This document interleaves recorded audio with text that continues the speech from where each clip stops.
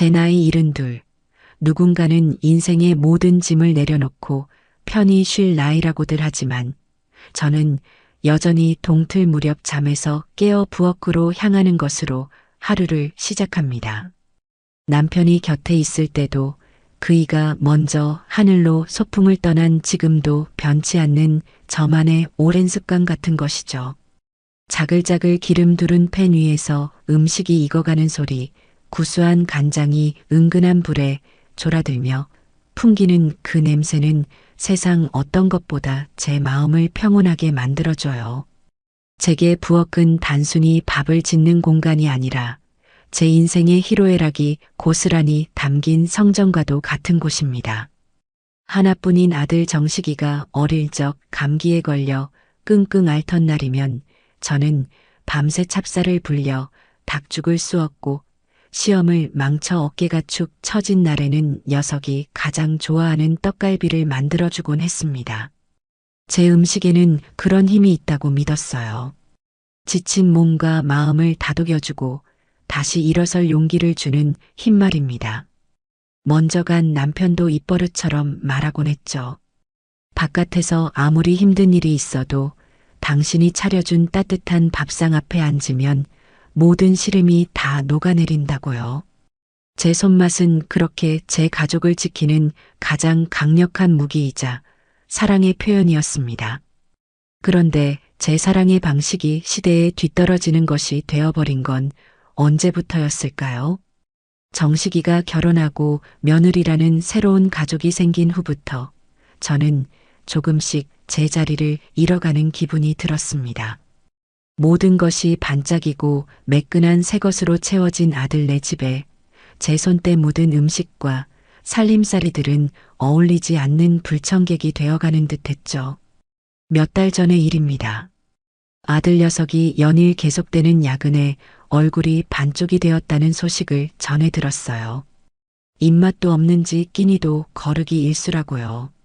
그 말을 듣는 순간 제 마음은 까만 숫덩이처럼 타들어가는 것 같았습니다. 당장이라도 달려가 뭐라도 입에 넣어주고 싶은 심정이었어요. 저는 다음 날 새벽같이 일어나 시장으로 향했습니다. 가장 좋은 홍두깨살을 사고 싱싱한 꽈리고추와 메추리알, 파릇파릇한 쪽파와 붉은 고추까지 한아름 사들고 집으로 돌아왔죠. 그날 저는 작정이라도 한 듯 온종일 부엌을 떠나지 않았습니다. 소고기는 결대로 쪽쪽 찢어 핏물을 빼고 갖은 양념을 넣은 간장물이 반으로 졸아들 때까지 은근한 불에서 졸여냈습니다. 윤기가 반지르르 흐르는 소고기 장조림은 보기만 해도 군침이 돌았죠. 거기에 동그랑땡이며 깻잎전, 애호박전, 5가지 색을 맞춘 오색 꼬치전까지. 허리가 끊어질 듯 아파왔지만 이걸 먹고 기운을 차릴 아들을 생각하면 조금도 힘들지 않았습니다. 완성된 음식들을 제가 수십 년간 아껴온 반찬통에 차곡차곡 담았습니다.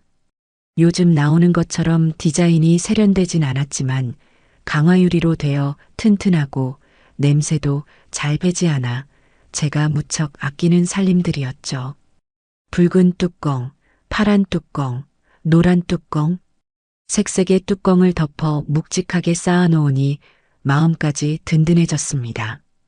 이걸 직접 가져다 주며 아들 얼굴도 보고 며느리와 이야기도 좀 나눠야겠다는 생각에 저는 서둘러 집을 나섰습니다. 딩동. 초인종을 누르자 잠시 후에 며느리 은지가 못 볼 사람이라도 본 듯한 표정으로 문을 열었습니다. 어머니, 어쩐 일이세요? 오시기 전에 연락이라도 좀 주시지. 정식이가 통 입맛이 없다고 해서 반찬 좀 만들어 왔다. 힘들게 할 것 뭐 있니? 내가 오면 되지. 저는 들고 온 꾸러미를 며느리에게 내밀었습니다. 은지는 마지못해 그것을 받아들고는 제가 신발을 벗고 안으로 들어서는 데도 길을 비켜줄 생각을 하지 않았어요. 어머니, 그냥 문 앞에서 주셔도 되는데. 집이 좀 어수선해서요. 괜찮다. 아들 얼굴은 보고 가야지. 제가 단호하게 말하며 안으로 들어서자 은지는 어쩔 수 없다는 듯 입술을 삐죽이며 저를 거실 소파로 안내했습니다. 집안은 먼지 한 톨 없이 깨끗했어요. 온통 하얗고 회색 비친 집은 모델하우스처럼 정갈했지만 사람 사는 온기는 조금도 느껴지지 않았습니다. 잠시 후 퇴근한 정식이가 저를 보고는 아이처럼 달려왔습니다. 엄마, 어떻게 왔어? 우와, 이거 다 엄마가 만든 거야? 냄새 장난 아니다. 그래, 너 기운 없다고 해서 좀 만들었다. 어서 저녁 차려서 밥 먹어. 역시 우리 엄마밖에 없다니까. 여보, 이것 좀 봐. 엄마가 우리 먹으라고 이렇게나 많이 해오셨어. 정식이가 신이 나서 부엌에 있는 은지에게 소리쳤습니다. 하지만 은지의 반응은 싸늘하기 그지없었어요. 어머니, 저희 집 냉장고 터지겠어요. 그리고 이런 건 배달 음식 시켜 먹으면 되는데 뭘 이렇게 힘들게 하세요. 요즘엔 맛있는 반찬 가게도 얼마나 많은데요. 찬물을 끼얹는 듯한 며느리의 말에 순간 분위기가 얼어붙었습니다. 정식이가 당황하며 은지의 눈치를 살폈죠. 여보, 무슨 말을 그렇게 해? 엄마가 우릴 생각해서 손수 만드신 건데. 내 말이 틀려요? 어머니도 이제 연세 생각하셔야죠. 괜히 이런 거 만드시느라 알아눕기라도 하시면 어쩌려고 그러세요. 다 저희 걱정해서 드리는 말씀이잖아요. 걱정을 빙자한 비아냥이었습니다. 제 정성을 시대에 뒤떨어지는 고생쯤으로 여기는 그 태도에 가슴에 불이 확 치밀어 올랐어요. 하지만 아들 앞에서 며느리와 다투는 모습을 보이고 싶지 않아 저는 억지로 웃으며 말했습니다. 괜찮다. 내가 좋아서 하는 건데 뭐가 힘드니? 너희만 맛있게 먹어주면 나는 더 바랄 게 없다. 저는 그날 밥 한술 뜨지 않고 그대로 집을 나섰습니다. 뒤따라 나온 정식이가 미안하다고 했지만 저는 아무 말도 하지 않았어요. 씁쓸한 마음을 감출 수가 없었습니다. 그리고 몇 달이 흘러 찬 바람이 옷깃을 여미게 만드는 계절이 왔습니다. 온 동네가 김장 준비로 분주해지는 시기였죠. 저 역시 올해도 백포기 김장을 계획하고 배추와 물을 주문했습니다. 산더미 같은 양념 재료를 다듬고 커다란 고무 대야를 꺼내놓고 보니 작년에 배추를 절일 때 아주 유용하게 썼던 크고 깊은 반찬통들이 생각났습니다. 아들네 보냈던 바로 그 통들이었죠. 저는 별 생각 없이 며느리에게 전화를 걸었습니다. 얘야, 나다. 잘 지내고? 네, 어머니. 웬일이세요? 다름이 아니라 이제 김장을 해야 해서 말이다. 몇 달 전에 내가 반찬 담아줬던 통들 기억나니? 이제 슬슬 돌려줬으면 하는데 특히 제일 큰 것들이 꼭 필요해서. 전화기 너머에서 며느리가 어이없다는 듯 피식하고 웃는 소리가 들려왔습니다. 어머니, 제가 그걸 아직도 가지고 있을 거라고 생각하셨어요? 그럼 그걸 버리기라도 했단 말이냐? 네, 버렸어요. 그런 촌스러운 걸 어디다 써요. 자리만 차지하고 보기에도 안 좋아서 그날 저녁에 음식물 쓰레기랑 같이 싹 다 정리했죠. 저는 제 귀를 의심했습니다. 내 아들이 먹을 음식을 담았던 통을 음식물 쓰레기와 함께 버렸다고? 뭐라고? 그걸 다 버렸다고? 그 비싸고 좋은 통들을 하나도 남김없이? 비싸고 좋아봤자 결국 플라스틱 쪼가리잖아요. 어머니도 이제 그런 것 좀 버리세요. 집안 분위기만 칙칙해져요. 제가 저번에 보내드린 인테리어 잡지 안 보셨어요? 요즘엔 미니멀 라이프가 대세라고요. 불필요한 건 다 비워내야 삶의 질이 올라가는 거예요. 어머니 댁도 제가 한번 가서 싹 다 정리해 드릴까요? 가르치듯 말하는 며느리의 목소리에 저는 할 말을 잃었습니다. 이건 단순한 실수가 아니었어요. 저의 삶의 방식 자체를 무시하고 조롱하는 것이었습니다. 그래서 내 반찬통들을 네가 말하는 그 불필요한 쓰레기 취급해서 버렸다. 그 말이구나. 어머, 쓰레기라니요. 말을 왜 그렇게 하세요? 저는 그냥 저희 집 분위기랑 안 어울려서 정리한 것뿐이에요. 그렇게 필요하시면 말씀을 하시지 그랬어요.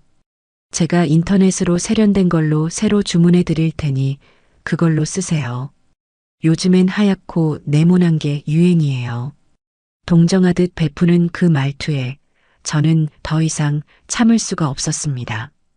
온몸의 피가 거꾸로 솟는 기분이었죠. 내 수십 년 세월과 정성이 고작 하얗고 네모난 유행 따위와 비교당하며 버려진 겁니다. 저는 떨리는 목소리를 애써 가다듬고 차갑게 말했습니다. 됐다. 너의 그 잘난 유행, 너나 많이 챙기렴. 그리고 내가 준 건 반찬통이 아니라 내 마음이었다. 너는 내 마음을 음식물 쓰레기통에 처박은 게야. 똑똑히 알아둬. 저는 그대로 전화를 끊어버렸습니다.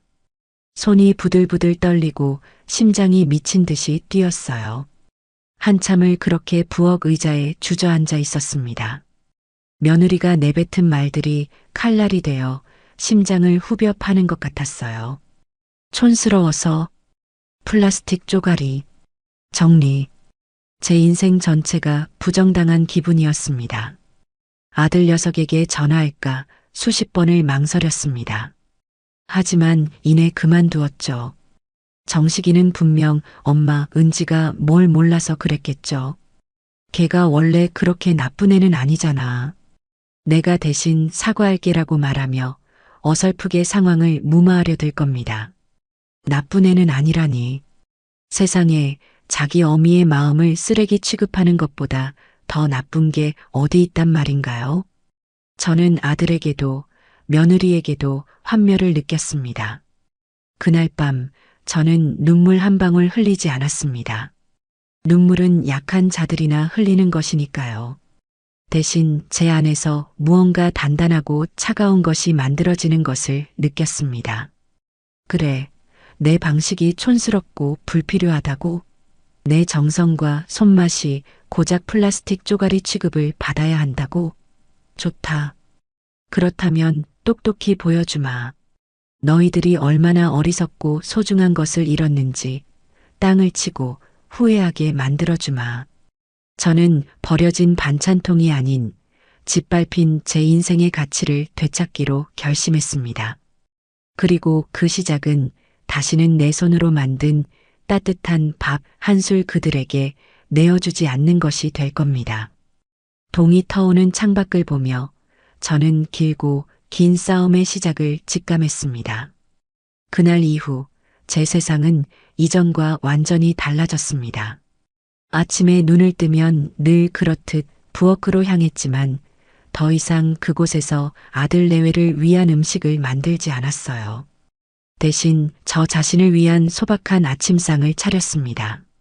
갓 지은 밥에 잘 익은 김치, 그리고 어제 저녁 끓여놓은 시래기국 한 그릇. 그것만으로도 충분했습니다. 제 마음과 정성을 쓰레기 취급하는 이들을 위해 더는 단 한 방울의 시간도 한 톨의 정성도 낭비하고 싶지 않았기 때문이에요. 마음 한편이 허전하고 쓰라린 것은 사실이었지만 그보다 더 큰 오기와 결심이 제 속을 단단하게 채우고 있었습니다. 며칠이 지난 어느 맑은 가을날 오후였습니다. 적적한 마음에 동네 주민센터에서 운영하는 서예 교실에 나갔다가 일찍 끝나는 바람에 센터 앞 벤치에 앉아 잠시 햇볕을 쬐고 있었어요. 그때 마침 장을 보고 돌아오던 아랫집 미자 씨가 저를 발견하고는 반갑게 다가왔습니다. 미자 씨는 저보다 대여섯 살 아래지만 워낙 부침성이 좋고 신문물에도 밝아 동네 노인들 사이에서는 척척박사로 통하는 사람이었죠. 어머님, 여기서 다 뵙네요. 좋은 오후예요. 미자 씨 왔는가? 장 봐서 들어가는 길인가 봐. 네. 오늘 저녁은 뭘 해먹나 벌써부터 걱정이네요. 아참, 어머님. 제가 아주 맛있는 커피를 사왔는데 한잔하고 들어가세요. 미자 씨는 근처에 새로 생긴 카페에서 사왔다며 제게 따뜻한 종이컵을 건넸습니다. 향긋한 커피 향이 코끝을 감싸니 굳어있던 마음이 조금은 풀리는 듯 했어요. 우리는 나란히 벤치에 앉아 동네 돌아가는 소소한 이야기들을 나누었습니다. 그러다 미자 씨가 갑자기 생각났다는 듯 스마트폰을 꺼내 들었습니다. 어머님, 그거 아세요? 요즘 젊은 사람들은 다 인스타그램이라는 걸 한대요. 자기 사는 모습을 사진으로 찍어서 자랑하는 건데 아주 볼거리가 많다니까요. 인스타그램? 그게 뭔가? 나는 그런 건 영 몰라서. 제가 보여드릴게요. 이게 아주 시간 가는 줄 모른다니까요. 우리 딸이 알려줘서 시작했는데 예쁜 것도 많고 재미있는 것도 많고 특히 음식 잘하는 사람들이 그렇게 많아요. 미자 씨는 익숙한 손놀림으로 스마트폰 화면을 몇 번 누르더니 제 눈앞에 들이밀었습니다. 화면 속에는 전문가가 찍은 듯한 화려한 음식 사진들이 가득했어요. 보기 좋은 떡이 먹기도 좋다고 어쩜 그리 하나같이 예쁘게도 담아냈는지 감탄이 절로 나왔습니다. 이것 좀 보세요, 어머님. 이 사람은 살림의 여왕이라고 해서 아주 유명한 사람이래요. 자기가 직접 만든 음식이라는데 무슨 레스토랑에서 파는 것 같지 않아요? 미자 씨가 가리키는 화면에는 정갈하게 차려진 한식 상차림 사진이 떠 있었습니다. 고급스러운 백자 그릇 위에 소복이 담긴 나물들, 윤기가 자르르 흐르는 갈비찜, 그리고 곱게 부쳐낸 형형색색의 전. 그런데 그 사진을 보는 순간 저는 숨을 멈췄습니다. 어딘가 이상하게 눈에 익었어요. 특히 저 모듬전 가운데 앙증맞게 칼집을 내어 모양을 낸 표고버섯전은 분명. 미자 씨, 이 사진 좀 더 자세히 볼 수 있나? 그럼요. 이렇게 손가락으로 화면을 늘리면 크게 볼 수 있어요. 미자 씨가 화면을 확대하자 제 심장이 쿵 하고 내려앉았습니다. 저건 의심의 여지가 없었어요. 제가 며칠 밤낮으로 정성을 다해 만들었던 바로 그 전이었습니다.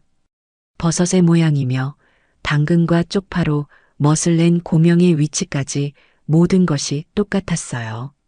설마 하는 마음에 미자 씨에게 부탁해 다른 사진들도 보았습니다. 화면을 넘길수록 제 손은 차갑게 식어갔고 등줄기로는 식은 땀이 흘렀습니다. 소고기 장조림, 오색 꼬치전, 동그랑땡. 그 페이지에 올라온 모든 음식 사진들이 바로 몇 달 전 제가 아들네 집에 보냈던 반찬들이었습니다. 제 피와 땀이 서린 음식들이 제 것이 아닌 다른 이름으로 다른 그릇에 담겨 세상 사람들의 칭송을 받고 있었습니다. 심장이 발끝까지 떨어지는 기분이었어요. 어머님? 왜 그러세요? 안색이 안 좋으신데. 걱정스럽게 묻는 미자 씨의 목소리가 아득하게 들려왔습니다. 저는 겨우 정신을 차리고 떨리는 목소리로 물었습니다. 이 사람 이름이 뭔가? 어디 보자. 아이디가 EUNJIEHOMECOK이네요. 이름은 은지인가 봐요. 아주 살림 솜씨가 보통이 아니라니까요. 댓글 좀 보세요. 다들 어떻게 이렇게 요리를 잘하냐고 비법 좀 알려달라고 난리잖아요. 은지. 그 이름을 듣는 순간 제 머릿속에 모든 퍼즐 조각이 맞춰졌습니다.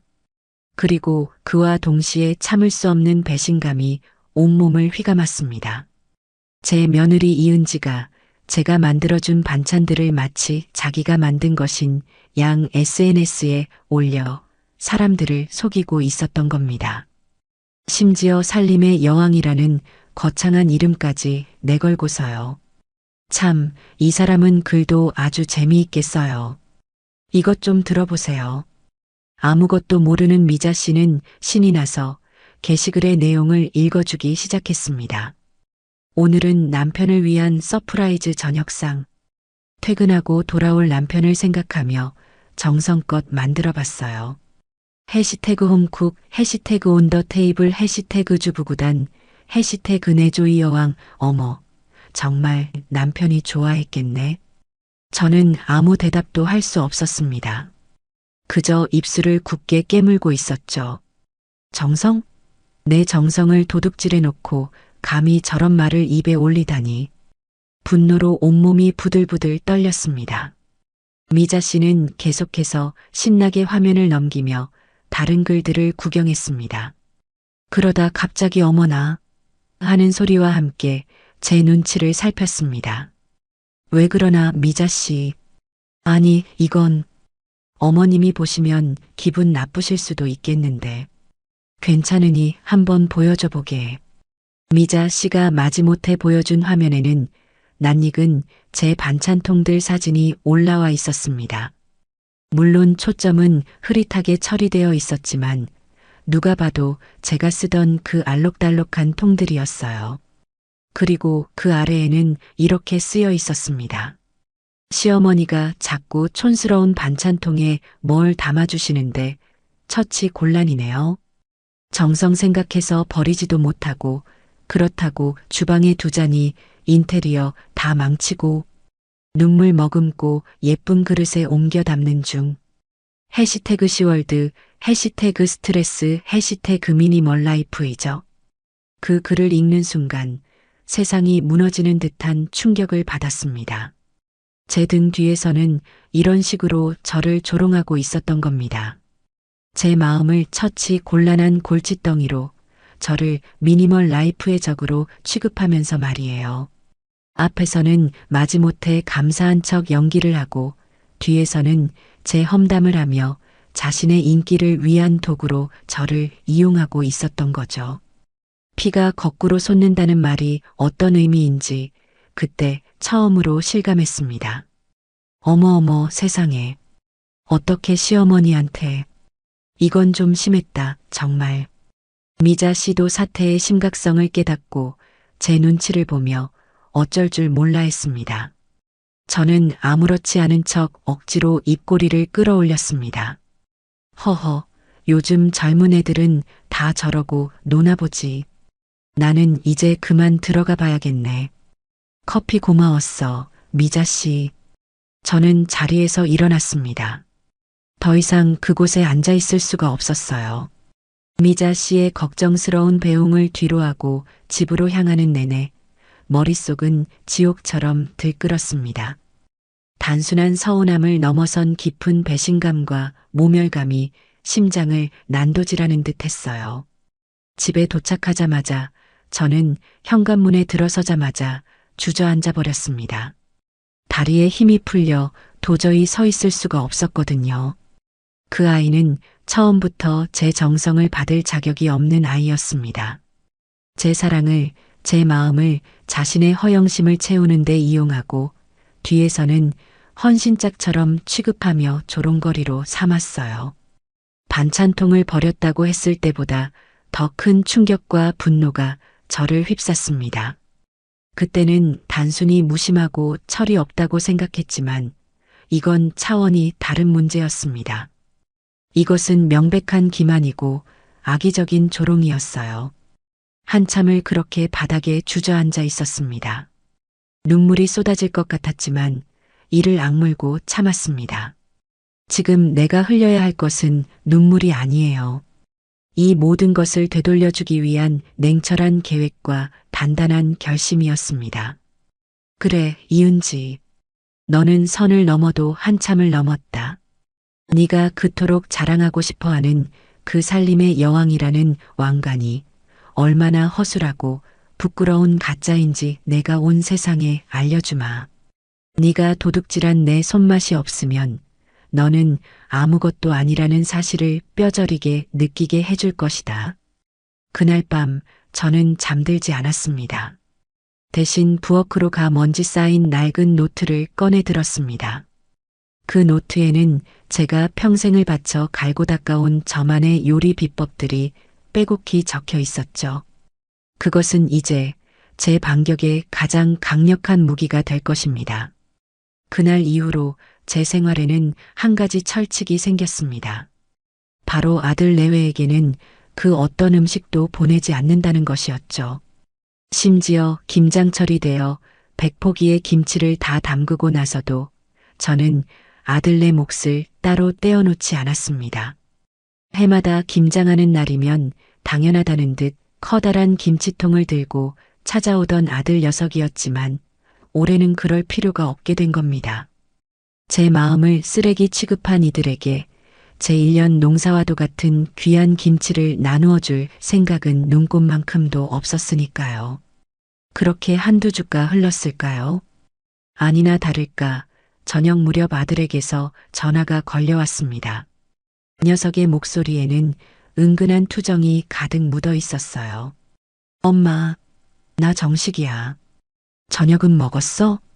오냐, 나는 먹었다. 너는? 나는 아직. 퇴근하고 집에 왔는데 먹을 게 하나도 없네. 은지는 친구 만난다고 나가고 없고 냉장고를 열어봐도 텅텅 비었어. 엄마가 보내준 반찬 다 어디 갔나 몰라. 저는 전화기 너머로 들려오는 아들의 한숨소리에 코웃음을 쳤습니다. 제 반찬이 어디 갔는지 정말 몰라서 묻는 걸까요? 그거 네 마누라가 버린 지가 언젠데 아직도 찾고 있니? 그리고 내가 언제까지 니들 밥상까지 책임져야 하냐? 이제 네 마누라가 차려주는 밥 먹고 살아. 나도 이제 늙고 힘들어서 못해. 제 단호하고 차가운 목소리에 정식이는 당황한 듯 잠시 말을 잇지 못했습니다. 늘 자식이라면 뭐든 다 내어주던 엄마의 모습이 아니었기 때문이겠죠. 엄마, 왜 그래? 무슨 일 있었어? 은지가 뭐 잘못한 거라도 있어? 잘못하고 말고 할 게 뭐가 있니? 그냥 사실을 말하는 것뿐이다. 나도 이제 내 몸 챙겨야지. 너도 다 큰 성인이니 이제 엄마 반찬 찾지 말고 네 가정을 네가 알아서들 챙겨라. 끊는다. 저는 아들이 무어라 더 말할 틈도 주지 않고 전화를 끊어버렸습니다. 물론 마음이 편치만은 않았어요. 아들 녀석의 끼니를 걱정하는 것은 어미로서 당연한 본능이었으니까요. 하지만 독해져야 했습니다. 지금 마음이 약해져서 어설픈 동정심을 베풀었다가는 이 지긋지긋한 관계를 결코 끊어낼 수 없을 겁니다. 며칠이 더 지났습니다. 이번에는 며느리 은지에게서 전화가 걸려왔습니다. 저는 그 번호를 보는 순간 올 것이 왔구나 싶었죠. 아마도 남편의 불평불만에 등 떠밀려 마지못해 전화했을 겁니다. 역시나 전화기 너머로 들려오는 며느리의 목소리는 잔뜩 날이 서 있었습니다. 어머니, 저 은지예요. 정식 씨한테 얘기 들었어요. 요즘 반찬 안 보내주신다면서요. 일부러 저희 굶기시는 거예요? 저희가 뭘 그렇게 잘못했다고 이러세요? 적반하장도 유분수지. 저는 기가 막혀 헛웃음이 나왔습니다. 내가 너희를 굶겼다고? 얘야, 말은 바로 해야지. 나는 내 정성을 짓밟은 사람에게 더는 마음을 쓰고 싶지 않은 것뿐이다. 그리고 너, 내가 왜 이러는지 정말 몰라서 묻는 거니? 제가 뭘 어쨌는데요? 고작 그 촌스러운 반찬통 몇 개 버렸다고 이러시는 거면 어머니 정말 속 좁으신 거 알아요? 제가 새로 사드린다고 했잖아요. 반찬통? 아직도 그게 반찬통 문제로 보이니? 됐다. 너랑은 더 이상 할 말이 없구나. 네가 뭘 잘못했는지 스스로 깨닫기 전까지는 나한테 전화하지 마라. 어머니, 잠깐만요. 저는 며느리의 절규 같은 외침을 뒤로하고 가차없이 전화를 끊었습니다. 그리고 곧바로 녀석의 번호를 차단해버렸죠. 더 이상 그 가시돋친 목소리를 듣고 싶지 않았습니다. 시간은 흘러 어느덧 남편의 기일이 다가왔습니다. 해마다 기일이 되면 온 가족이 저희 집에 모여 제사 음식을 함께 만들고 조촐하게나마 제사를 지내는 것이 우리 집의 오랜 전통이었어요. 하지만 올해는 그럴 수 없었습니다. 저는 며느리가 제사상 차리는 것을 돕기는커녕 아예 그 집에 발도 들이지 않기로 마음먹었으니까요. 제사를 며칠 앞둔 날 저는 아들에게 통보하듯 말했습니다. 올해 아비 제사는 너희 집에서 지내거라. 나는 몸이 안 좋아서 참석하기 어렵겠다.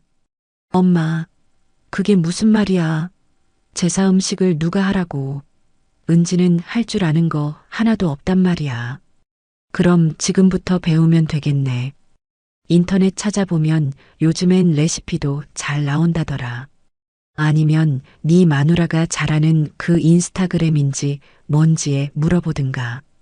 거기 살림 잘하는 사람들이 아주 많다면서? 저는 은근한 비아냥을 섞어 말했습니다. 정식이는 제 말뜻을 알아듣지 못하고 그저 발만 동동 굴렀죠. 엄마, 제발 좀 도와줘. 아버지 제사인데 엉망으로 차릴 수는 없잖아. 응? 싫다. 이건 니들이 자초한 일이다. 돌아가신 네 아비도 정성 하나 없이 모양만 그럴듯하게 차린 제사상은 받고 싶지 않으실 게다. 그러니 너희 부부가 마음을 다해서 직접 차려보거라. 그게 진짜 효도다. 저는 끝까지 단호한 태도를 유지했습니다. 아들은 결국 거의 울상이 되어 전화를 끊었고 저는 씁쓸한 마음으로 한숨을 내쉬었습니다. 돌아가신 남편께는 죄송했지만 이번만큼은 어쩔 수 없었어요. 산 사람의 도리가 바로 서야 돌아가신 분께도 떳떳할 수 있는 법이니까요. 그리고 마침내 제삿날이 되었습니다. 저는 아침부터 일부러 외출 준비를 했습니다.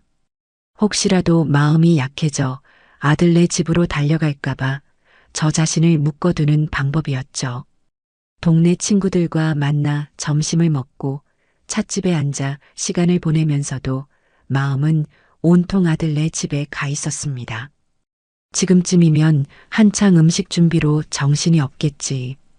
은지 그 아이가 과연 제대로 해낼 수 있을까? 걱정이 되지 않는다면 거짓말일 겁니다. 저녁 늦게 집에 돌아오자 부재중 전화가 수십 통이나 와 있었습니다. 전부 아들 정식이에게서 온 전화였죠. 저는 일부러 전화를 받지 않았습니다. 잠시 후 이번에는 장문의 문자 메시지가 도착했습니다. 엄마, 제사 다 망쳤어. 은지가 인터넷 보고 따라하긴 했는데 잡채는 다 불어 터지고 저는 다 태워 먹고 탕국은 아무 맛도 안 나. 친척 어른들 오셨는데 얼굴을 들 수가 없었어. 다들 엄마 음식만 찾고 은지한테는 한마디씩 쓴소리하고 결국 은지는 방에 들어가서 울고불고 난리야. 엄마, 내가 정말 잘못했어. 제발 화 풀어. 응? 문자를 읽어내리는 제 마음은 복잡 미묘했습니다. 한편으로는 고소하다는 생각도 들었지만 다른 한편으로는 아들에 대한 안쓰러움과 남편에 대한 죄스러움이 밀려왔습니다. 하지만 저는 답장하지 않았어요. 이 모든 것은 그들이 스스로 감당해야 할 몫이었습니다. 엉망이 된 제사상은 그들이 그동안 저에게 보여주었던 무례하고 오만한 태도에 대한 당연한 결과물일 뿐이었죠. 그날 밤 저는 남편의 영정사진 앞에 조용히 술 한 잔을 올렸습니다. 여보, 미안해요. 올해는 당신 밥상 제가 못 차렸네요. 그래도 너무 서운해하지 마세요. 우리 아들놈 정신 차리게 하려면 어쩔 수 없었어요. 당신도 이해해 줄 거죠? 내년에는 제가 아주 근사하게 차려드릴게요. 사진 속 남편은 여전히 인자한 미소로 저를 바라보고 있었습니다. 저는 그 미소를 보며 다시 한번 마음을 굳게 다잡았습니다. 이건 끝이 아니라 시작일 뿐이라고. 제 가치를 되찾기 위한 여정은 이제 막 첫걸음을 뗀 셈이니까요. 며느리가 제 레시피를 물어오지 않은 것은 어쩌면 다행인지도 모릅니다. 만약 물어왔더라도 저는 이렇게 대답했을 테니까요. 얘야, 음식의 가장 중요한 레시피는 정성이란다. 그리고 그 정성은 돈 주고도 살 수 없고 전화 한 통으로 배울 수 있는 것도 아니야. 엉망으로 치러진 제사 이후 아들네 집에는 한동안 싸늘한 냉기가 흘렀습니다. 아들은 아들대로 제게 서운함을 토로했고 며느리는 며느리대로 모든 책임을 제 탓으로 돌리며 억울해했죠. 저는 그들의 어리광 섞인 불평을 더 이상 받아주지 않았습니다. 그저 묵묵히 제 삶을 살아갈 뿐이었어요. 아침이면 운동을 하고 낮에는 주민센터에서 서예를 배우거나 동네 친구들과 어울렸습니다. 저녁이면 저를 위한 건강한 밥상을 차렸죠. 제 인생에서 아들 내외가 차지하던 커다란 부분을 도려내자 놀랍게도 그 빈자리에 나 자신이 들어설 공간이 생겨났습니다. 그러던 어느 날이었습니다. 여느 때처럼 주민센터 게시판에 붙은 각종 안내문들을 무심코 훑어보다가 제 눈길을 사로잡는 작은 공고 하나를 발견했습니다. 어르신 재능기부 강사 모집이라는 제목의 공고였어요. 자신의 분야에서 오랫동안 쌓아온 경험과 지혜를 지역사회의 젊은이들과 나누고 싶은 어르신들을 찾는다는 내용이었습니다. 그 순간 제 머릿속에 번개처럼 하나의 생각이 스쳐 지나갔습니다. 그래, 바로 이거다. 내 손맛. 평생을 바쳐 갈고 닦아온 세상 그 누구에게도 뒤지지 않는다고 자부하는 나의 요리 솜씨. 이것은 단순히 한 가정의 식탁을 책임지는 주부의 기술이 아니었어요. 이것이야말로 내가 가진 가장 귀하고 빛나는 재능이었습니다. 그동안 저는 이 재능을 오로지 가족만을 위해 사용해왔죠. 하지만 이제는 그럴 필요가 없었습니다. 내 가치를 몰라주는 이들에게 쏟아붓던 에너지를 이제는 나를 인정해주고 내게서 무언가를 배우고 싶어 하는 이들을 위해 사용해야겠다고 결심했습니다. 저는 곧장 주민센터 사무실로 향했습니다. 젊은 사회복지사 직원은 처음에는 제 말을 듣고 조금 의아하다는 표정을 지었어요. 요리 강좌요? 어르신. 저희 센터에 이미 양식, 한식, 제과제빵까지 요리 강좌가 여러 개 개설되어 있어서요. 알아요. 하지만 내가 하려는 건 그런 것과는 조금 달라요. 나는 조미료나 설탕 같은 걸 거의 쓰지 않고 재료 본연의 맛을 살려서 건강하고 깊은 맛을 내는 법을 가르쳐주고 싶어요. 요즘 젊은 엄마들, 아이들한테 좋은 것만 먹이고 싶어 하면서도 정작 어떻게 해야 할지 잘 모르잖아요. 내 평생의 비법을 그들에게 알려주고 싶습니다. 제 차분하지만 단호한 말투의 젊은 직원은 무언가 느낀 것이 있는지 잠시 고민하더니 동네 부녀회장님께 한번 여쭤보겠다고 했습니다. 그리고 며칠 뒤 제게 연락이 왔습니다.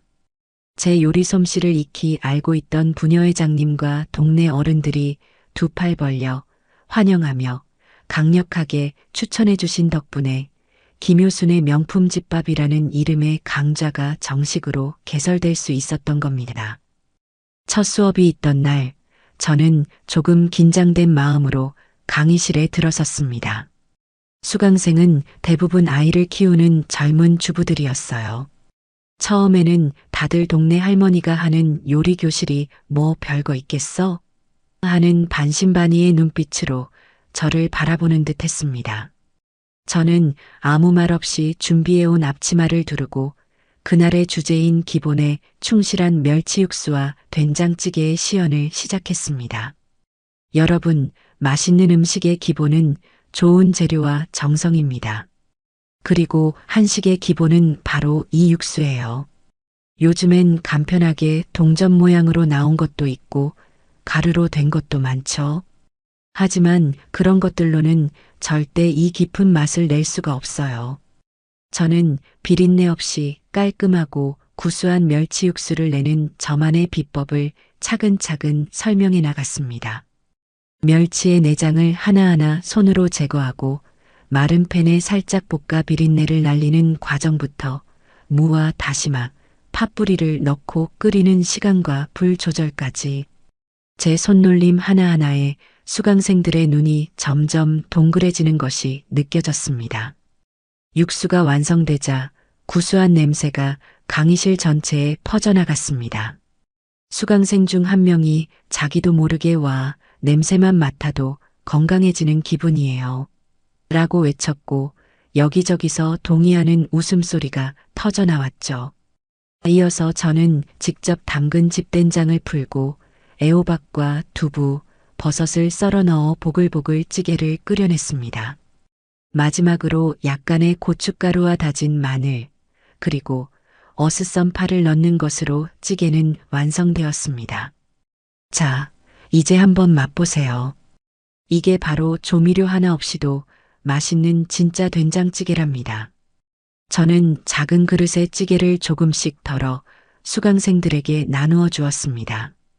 다들 조심스럽게 한 숟가락씩 맛을 보더니 이내 눈이 휘둥그레졌습니다. 어머 세상에, 이게 정말 저희가 늘 먹던 된장찌개 맞아요? 맛이 완전히 달라요. 진짜 깊은 맛이 나요. 짜지도 않고 정말 구수해요.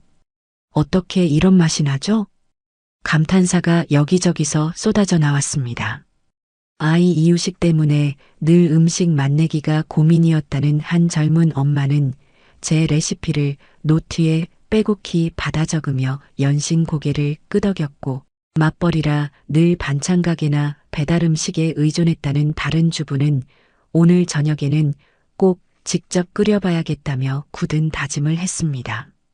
그들의 반짝이는 눈과 진심 어린 감탄을 마주하자 제 가슴속에서 무언가 뜨거운 것이 울컥 차오르는 것을 느꼈습니다. 수업이 끝나고 수강생들은 저를 둘러싸고 질문을 쏟아냈습니다. 다음 시간에는 무엇을 가르쳐 줄 것인지, 이럴 땐 어떻게 해야 하는지. 저는 그들의 질문 하나하나에 정성껏 대답해 주었습니다. 그때 가장 앞줄에 앉아있던 유난히 인상이 선한 한 젊은 주부가 제 손을 꼭 잡으며 말했습니다. 선생님, 오늘 정말 감사했습니다. 저는 사실 요리하는 걸 별로 좋아하지 않았어요. 늘 억지로 해야 하는 숙제처럼 느껴졌거든요. 그런데 오늘 선생님 수업을 듣고 처음으로 요리가 즐거울 수도 있겠다는 생각을 했어요. 그녀는 진심 어린 눈으로 저를 바라보며 말을 이었습니다. 선생님처럼 저희 아이들에게 건강하고 맛있는 음식을 해주는 좋은 엄마가 되고 싶어요. 선생님, 정말 존경스러워요. 저희 시어머니셨으면 정말 좋았을 텐데. 그 진심이 담긴 한마디에 저는 지난 몇 달간 가슴속에 응어리져 있던 모든 서름과 분노가 눈 녹듯 사라지는 것을 느꼈습니다. 그래, 이거였어요. 내가 진정으로 원했던 것은 바로 이런 것이었습니다. 내 가치를 알아주고, 내 정성을 존중해주고, 내게서 무언가를 배우고 싶어 하는 이들의 따뜻한 눈빛. 가족에게서 받지 못했던 인정을 저는 전혀 예상치 못했던 곳에서 온전히 받고 있었던 겁니다. 저는 그 주부의 손을 마주 잡으며 환하게 웃었습니다. 이제 더 이상 과거에 얽매여 분노와 복수심에 제 인생을 낭비하지 않을 겁니다. 제 앞에는 이제 새로운 길이 활짝 열렸으니까요. 김효순의 명품 집밥은 이제 막 시작일 뿐이었습니다. 첫 수업을 성공적으로 마친 뒤 제 일상은 잔잔한 호수에 던져진 돌멩이처럼 새로운 파문으로 가득 찼습니다. 아침에 눈을 뜨면 가장 먼저 다음 수업 시간에 수강생들에게 무엇을 가르쳐 줄지 고민하는 것으로 하루를 시작했어요. 낡은 요리 노트에 먼지를 털어내고 닳고 다른 페이지들을 한 장 한 장 넘기며 잊고 있던 저만의 비법들을 다시금 되새겼습니다. 단순히 레시피를 전달하는 것을 넘어 제 삶의 지혜와 음식에 대한 철학까지 온전히 나누어주고 싶다는 새로운 목표가 생긴 겁니다. 그 과정은 놀랍게도 제 자신을 치유하는 시간이기도 했습니다. 가족에게서 받은 상처로 텅 비어버렸던 마음이 배우고자 하는 이들을 향한 열정과 애정으로 다시금 따스하게 채워지는 것을 느꼈죠. 두 번째 수업이 있던 날, 강의실의 분위기는 첫날과는 사뭇 달랐습니다. 서먹함과 반신반의의 눈빛은 사라지고 그 자리에는 기대감과 동지애 같은 훈훈한 기운이 감돌았어요. 수강생들은 저마다 지난주에 배운 된장찌개를 끓여보고 남편과 아이들에게 폭발적인 칭찬을 받았다며 마치 자기 일처럼 기뻐하며 서로의 경험을 나누기 바빴습니다. 그 모습을 지켜보는 제 마음은 마치 잘 띄운 메주를 보는 것처럼 흐뭇하고 든든했습니다. 변화의 바람은 생각보다 훨씬 더 거세고 빠르게 불어오고 있었습니다. 수업이 끝나고 수강생 몇몇이 제 주변으로 옹기종기 모여들더니 저마다 자신의 스마트폰 화면을 제게 보여주기 시작했습니다. 선생님, 이것 좀 보세요. 제가 선생님께 배운 대로 끓인 된장찌개 사진을 인스타그램이라는 곳에 올렸더니 친구들이 다들 식당 차려도 되겠다고 난리가 났어요. 한 젊은 주부가 아이처럼 신이 나서 말했습니다. 그녀의 화면 속에는 투박하지만 정성이 가득 담긴 된장찌개 사진이 올라와 있었고 그 아래에는 해시태그 김효순이 명품집밥, 해시태그 인생된장찌개, 해시태그 할머니 레시피 같은 낯선 기호들이 주렁주렁 달려 있었습니다. 또 다른 주부도 질 수 없다는 듯 자신의 화면을 내밀었습니다. 선생님, 제 것도 한번 봐주세요. 저는 저희 아들이 밥 한 그릇을 뚝딱 비우는 동영상도 같이 올렸어요. 댓글에 다들 비법이 뭐냐고 물어보길래 우리 김효순 선생님 덕분이라고 잔뜩 자랑해놨죠. 그렇게 시작된 작은 날갯짓은 이내 거대한 태풍이 되어 제 삶을 송두리째 흔들기 시작했습니다. 수강생들 사이에서 수업 내용을 SNS에 인증하는 것이 유행처럼 번져나갔고 해시태그 김효순 할머니 레시피는 우리 동네 주부들 사이에서 모르는 사람이 없는 일종의 보증수표가 되었습니다. 제 손맛이, 제 정성이 이제는 제 부엌과 강의실을 넘어서 손가락 끝으로 연결된 더 넓은 세상으로 퍼져나가고 있었던 겁니다. 사건이 걷잡을 수 없이 커진 것은 한 수강생이 우리 동네에서 가장 영향력이 크다는 인터넷 맘카페에 제 강좌에 대한 장문의 후기를 올리면서부터였습니다. 그 엄청난 소식을 제게 전해준 것은 역시나 동네 정보통 미자 씨였죠. 그날 오후 미자 씨는 숨을 헐떡이며 저희 집으로 뛰어들어왔습니다. 평소의 호들갑과는 차원이 다른 그야말로 경천동지할 일이라도 벌어진 듯한 표정이었습니다. 어머님, 어머님, 지금 인터넷이 완전히 뒤집어졌어요. 어머님이 이 동네를 구원한 영웅이 되셨다고요. 사람 놀라게 하지 말고 천천히 말해봐. 내가 뭘 어쨌다고 영웅까지 되나. 100마디 말보다 한번 보시는 게 나아요. 이것 좀 보세요. 미자 씨가 내민 스마트폰 화면에는 눈에 확 띄는 굵은 글씨체의 제목이 떠 있었습니다. 광고 절대 아님. 요리 똥손이었던 제 인생을 구원해 주신 김효순 선생님의 명품 집밥. 눈물 없이는 볼 수 없는 리얼 후기. 저는 미자 씨의 성화에 못 이겨 화면 속 글자를 천천히 읽어 내려가기 시작했습니다. 글을 쓴 사람은 맞벌이를 하며 어린 쌍둥이를 키우는 제 수강생 중 한 명이었습니다. 안녕하세요. 이 구역의 소문난 요리 똥손, 쌍둥이 엄마입니다. 부끄러운 고백이지만 저는 결혼하고 5년 동안 제 손으로 밥상을 차려본 기억이 거의 없습니다. 아침은 거르거나 빵으로 때우고 저녁은 늘 배달음식이나 반찬가게 음식들로 해결했죠. 아이들에게는 늘 미안했지만 퇴근하고 돌아오면 녹초가 되어버리는 몸으로 요리를 한다는 건 저에게 너무나 먼 나라 이야기였습니다. 남편의 불만은 날로 쌓여갔고 아이들은 인스턴트 음식에 입맛이 길들여져 갔습니다. 저는 제가 나쁜 엄마, 나쁜 아내인 것만 같아 매일 밤 자책감에 시달렸습니다. 그러다 마지막 지푸라기라도 잡는 심정으로 동네 주민센터에 김효순 선생님 요리 강좌를 신청하게 되었습니다. 사실 처음에는 큰 기대가 없었습니다. 동네 할머니가 하는 요리 교실이 뭐 얼마나 대단할까 하는 오만한 생각도 조금은 있었던 것 같습니다. 하지만 첫 수업을 듣는 순간 저는 제 생각이 얼마나 어리석고 편협했는지 깨닫고 머리를 한 대 얻어맞은 듯한 충격을 받았습니다. 선생님은 단순히 레시피를 알려주시지 않습니다. 음식에 담겨야 할 정성과 마음이 무엇인지 제철 식재료를 고르는 법부터 재료 하나하나를 소중히 다루는 법까지 요리의 근본과 철학을 가르쳐 주십니다. 선생님의 멸치 육수 한 그릇에는 세상 모든 자식들이 건강하기를 바라는 어머니의 따뜻한 마음이 담겨 있습니다.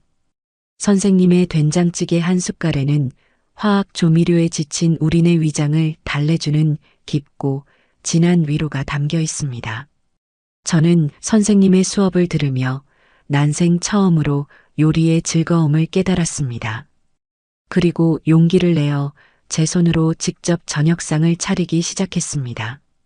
놀라운 변화가 일어났습니다. 늘 말없이 밥만 먹던 남편이 여보, 요즘 음식 솜씨가 왜 이렇게 늘었어? 정말 맛있어. 라며 제 어깨를 두드려 주었고 편식하던 아이들이 제가 만든 나물을 서로 먹겠다고 다투기 시작했습니다. 텅 비었던 저희 집 식탁은 이제 웃음소리와 맛있는 음식 냄새로 가득 차게 되었습니다. 이건 단순한 음식이 아니었습니다. 김효순 선생님은 제게 무너져가던 가족의 행복을 되찾아 주신 은인입니다. 만약 이 글을 읽고 계신 분 중에 저처럼 요리가 어렵고 두렵게만 느껴지는 분이 계시다면 속는 셈 치고 김효순 선생님의 강좌를 꼭 한번 들어보세요. 단순한 요리 기술이 아닌 삶을 살아가는 따뜻한 지혜와 사랑을 배우게 되실 겁니다. 그리고 저처럼 인생이 바뀔지도 모릅니다. 글을 다 읽고 나자 제 눈가에는 저도 모르게 뜨거운 눈물이 맺혔습니다. 미자 씨는 그런 제 마음도 모르고 흥분을 감추지 못하며 글 아래에 폭발적으로 달리고 있는 댓글들을 읽어주기 시작했습니다. 어머님, 이것 좀 보세요. 댓글이 지금 500개가 넘었어요. 글 읽다가 저도 모르게 울었네요. 저도 당장 신청해야겠어요. 와, 우리 동네에 이런 숨은 고수님이 계셨다니. 당장 다음 학기 수강 신청 대기 겁니다.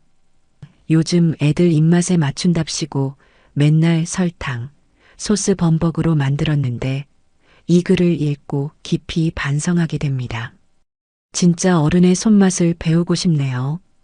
혹시 이 글 그 살림 여왕은지라는 사람 저격하는 글 아니에요?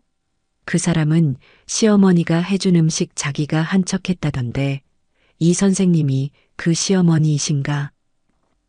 마지막 댓글에 저와 미자 씨의 눈이 동시에 커졌습니다. 사람들의 눈이 그렇게 무서운 거죠. 제 의도와는 상관없이 세상은 이미 진실을 꿰뚫어보고 저와 며느리를 비교하기 시작한 겁니다. 바로 그날 저녁이었습니다. 아니나 다를까 잔뜩 격앙된 아들 녀석에게서 전화가 걸려왔습니다. 녀석의 목소리는 분노와 당혹감으로 심하게 떨리고 있었어요. 엄마, 도대체 무슨 생각이야? 왜 일을 이렇게까지 크게 만들어? 지금 인터넷 맘카페인지 뭔지 때문에 온 동네가 엄마 얘기로 시끄러워. 알아? 알고 있다. 하지만 내가 일을 크게 만든 게 아니라 일이 저절로 그렇게 된 것이지. 사람들이 내 진심을 알아준 것뿐이다. 진심? 엄마 진심 때문에 지금 은지가 어떻게 됐는지 알아? 온 동네 사람들한테 손가락질 당하고 있단 말이야. 은지 친구라는 것들은 단체 채팅방에서 그 유명한 요리 선생님이 진짜 너희 시어머니냐? 너 가동한 시어머니 음식 훔쳐서 잘난 척 한 거냐고 대놓고 비아냥거린대. 은지가 충격받아서 지금 밥도 못 먹고 방에 틀어박혀서 울고만 있어. 엄마가 어떻게 우리한테 이럴 수 있어. 아들은 모든 책임을 제게 돌리며 억울함을 토해냈습니다. 저는 기가 막혔지만 동시에 아들 녀석이 안쓰럽다는 생각도 들었어요. 아직도 무엇이 진짜 문제인지 깨닫지 못하고 있었으니까요. 정식아, 잘 들어라.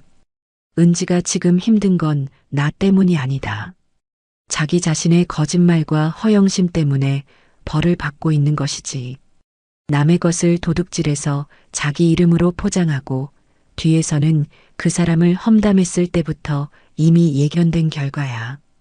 네가 정말 은지를 위한다면 내게 와서 화를 낼 것이 아니라 네 아내에게 가서 무엇이 잘못되었는지 어떻게 해야 사람들에게 용서받을 수 있는지 함께 고민해야 하는 거다.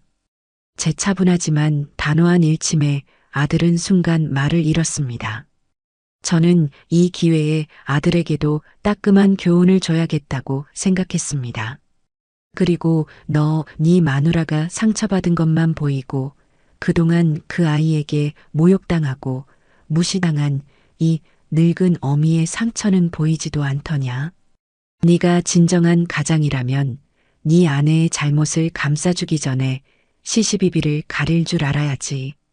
더는 니들의 어리광 받아줄 생각 없다. 네 마누라한테 똑똑히 전해.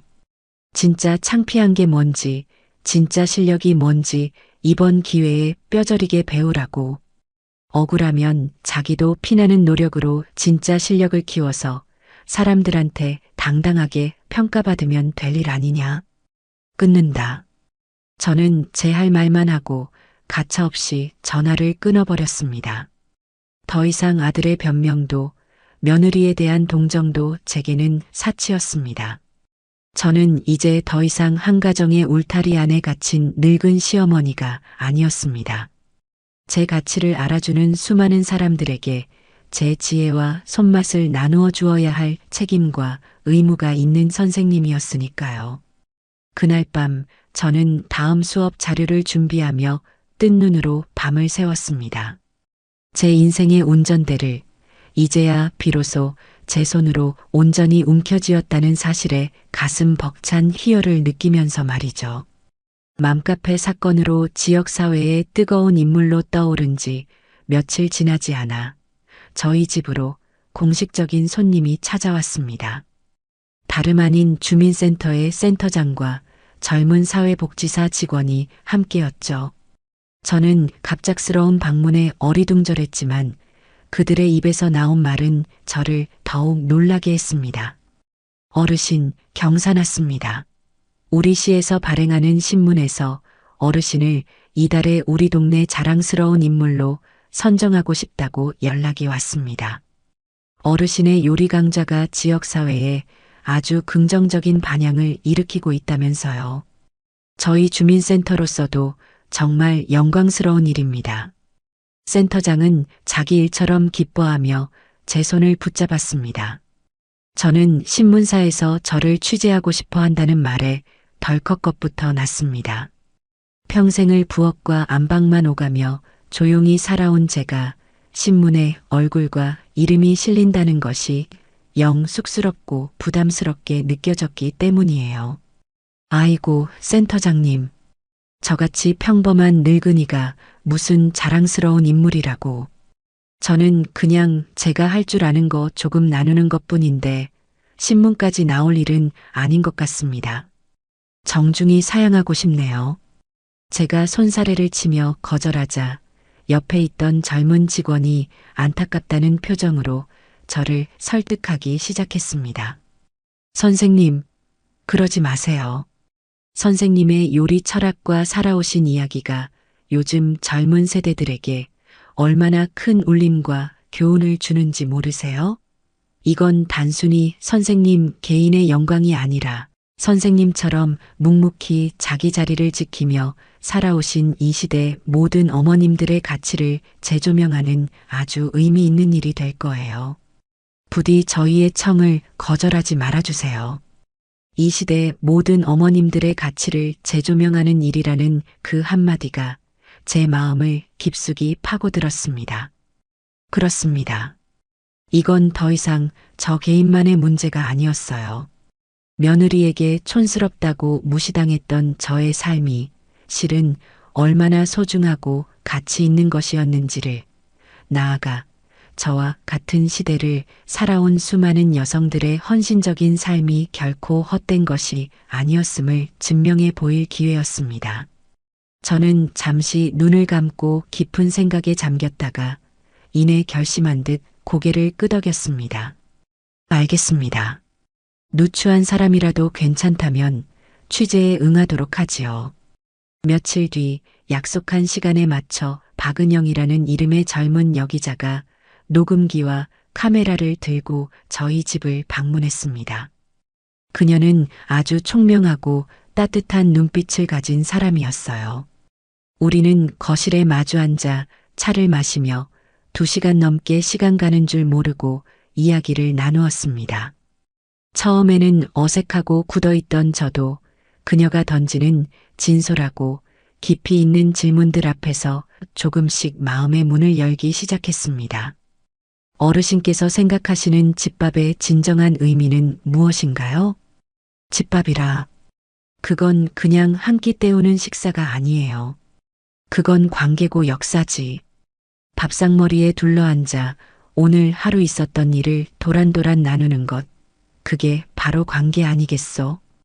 그리고 어릴 적 엄마가 끓여주던 된장찌개 맛을 평생 기억하고 또 그걸 내 자식에게 끓여주는 것. 그게 바로 그 집안의 역사가 되는 게야. 요즘 사람들은 너무 바쁘다는 핑계로 그 소중한 관계와 역사를 너무 쉽게 놓치고 사는 것 같아 안타까워. 어르신의 요리에는 특별한 철학이 담겨 있는 것 같습니다. 어르신 인생에 가장 큰 영향을 주신 분이 있다면 누구이신가요? 저는 그 질문에 잠시 말을 멈추고 벽에 걸린 친정어머니의 낡은 흑백 사진을 바라보았습니다. 우리 친정어머니지. 나는 어머니께 글 대신 칼질을 먼저 배웠어. 어머니는 늘 말씀하셨지. 음식을 만드는 사람의 마음가짐이 곧 그 음식의 맛이 되는 것이다. 화나는 일이 있을 땐 칼을 잡지 말고 슬픈 일이 있을 땐 불 앞에 서지 마라. 오로지 즐겁고 감사한 마음으로 만들어야 먹는 사람도 탈이 없는 법이다. 나는 평생 그 가르침을 가슴에 새기고 살았어요. 인터뷰는 제 인생을 되돌아보는 귀한 성찰의 시간이었습니다. 먼저 떠난 남편과 알콩달콩 살던 신혼 시절의 이야기부터 말썽꾸러기 아들 정식이를 키우면서 속 끓였던 사소한 일화들까지 제 삶의 조각들을 하나하나 꺼내어 보이며 저는 제 자신이 얼마나 치열하고 성실하게 살아왔는지 새삼 깨닫게 되었습니다. 인터뷰가 끝나고 박 기자는 제 부엌에서 요리하는 모습을 사진으로 좀 담고 싶다고 조심스럽게 요청했습니다. 저는 흔쾌히 앞치마를 둘렀습니다. 그곳은 세상에서 제가 가장 자신 있는 온전한 저만의 무대였으니까요. 제가 무심한 듯 능숙한 손놀림으로 콩나물 대가리를 다듬고 도마 위에서 경쾌한 소리를 내며 팔을 써는 모습을 박 기자는 쉴 새 없이 카메라 셔터에 담았습니다. 카메라 렌즈 앞에서 처음에는 어색했지만 이내 제 손에 익은 부엌 일에 완전히 몰두하자 긴장이 눈 녹듯 사라졌습니다. 어르신, 오늘 정말 감사했습니다. 어르신의 깊은 지혜와 따뜻한 마음 덕분에 아주 멋진 기사가 나올 것 같습니다. 아마 저희 신문 독자들에게 아주 큰 선물이 될 거예요. 박 기자는 여러 번 고개 숙여 인사를 하고 돌아갔습니다. 저는 왠지 모를 후련함과 함께 이제는 제 삶이 더 이상 저 혼자만의 것이 아니라는 묵직한 책임감을 느꼈습니다. 그리고 마침내 신문이 발행되던 날 아침이었습니다. 저는 그날따라 유난히 일찍 눈이 떠져 새벽 산책을 나섰습니다. 아파트 앞 가판대에서 사람들이 무언가에 홀린 듯 신문을 읽고 있는 모습이 보였어요. 가까이 다가가 보니 그들이 보고 있는 신문 지역 섹션 일면에 제 얼굴이 활짝 웃는 모습으로 대문짝만하게 실려 있었습니다. 반찬통에 담긴 정성, 세대를 잇는 손맛, 우리 동네 숨은 고수, 김효순 어르신을 만나다라는 제 가슴을 뭉클하게 만드는 제목과 함께요.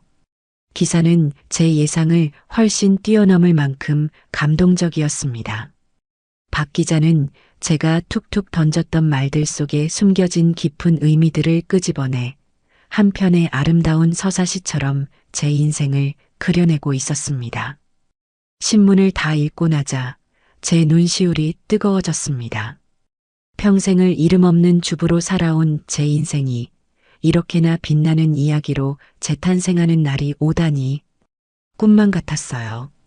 그날 이후 제 삶에는 그야말로 놀라운 변화들이 휘몰아쳤습니다. 동네 은행에 갔더니 창구 직원이 저를 알아보고는 존경스럽다며 고개를 숙였고 단골 미용실에서는 제 머리를 공짜로 해주겠다며 성화를 부렸습니다. 주민센터의 제 강좌는 말 그대로 전설이 되어 다음 학기 수강을 위한 대기자 명단이 A4 용지 3장을 훌쩍 넘어갈 정도였죠. 그날 저녁 며칠 동안 뜸하던 아들 정식이에게서 전화가 걸려왔습니다. 녀석의 목소리는 이전과는 180도 달라져 있었습니다. 그 안에는 뭐라 형언할 수 없는 경외심과 자랑스러움, 그리고 깊은 죄책감이 뒤섞여 있었습니다. 엄마, 신문 봤어. 엄마가 그렇게 대단하고 멋진 분인 줄 이 못난 아들은 정말 몰랐어. 정말 자랑스럽다, 우리 엄마.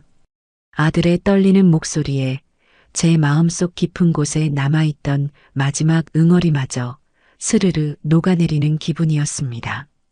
그리고 엄마 정말 미안해. 내가 너무 어리고 철이 없었어. 엄마 마음이 그렇게 깊은 상처를 입고 있는 줄도 모르고 내가 정말 큰 죄를 지었어. 됐다.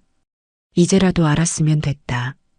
은지도 신문 봤어. 신문을 손에 든 채로 1시간 넘게 소파에 돌처럼 굳어 있더라. 그러고는 아무 말 없이 자기 방으로 들어가서 문을 잠갔어.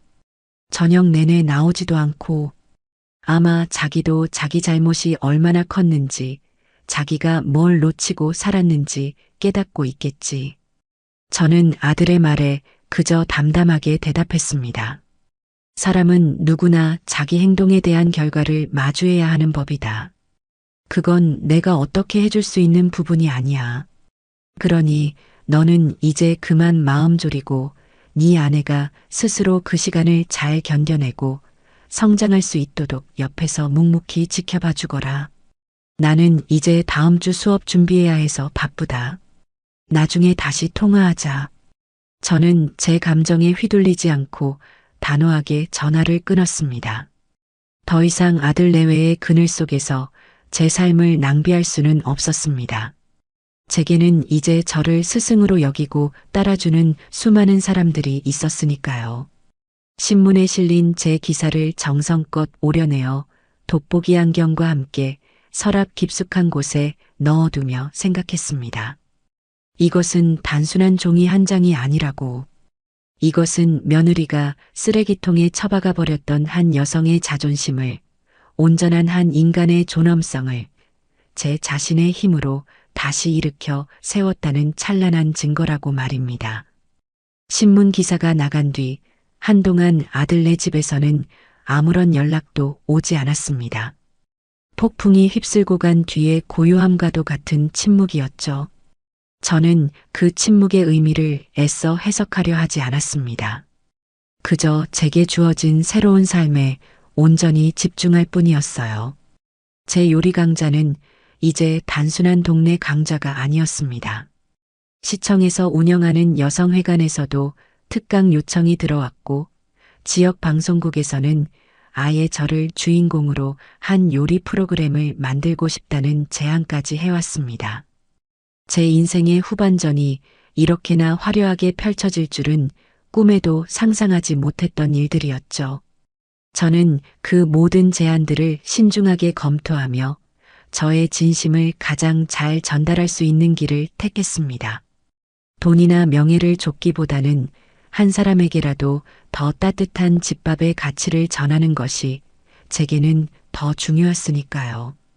제 이름 앞에는 어느새 국민 시어머니, 집밥의 대가 같은 영광스러운 수식어들이 따라붙기 시작했습니다. 반면에 며느리 은지의 세상은 완전히 거꾸로 무너져 내리고 있었습니다. 살림여왕 은지라는 이름으로 운영되던 그녀의 SNS 계정은 사람들의 비난과 조롱을 견디지 못하고 결국 폐쇄되었습니다. 그녀가 그토록 자랑스러워하던 허상의 세계가 한순간에 신기루처럼 사라져버린 겁니다. 그녀는 이제 시어머니 등쳐먹은 파렴치한 며느리라는 씻을 수 없는 주홍 글씨를 달고 세상의 웃음거리로 전락해버렸습니다. 궁지에 몰린 쥐가 고양이를 문다고 했던가요?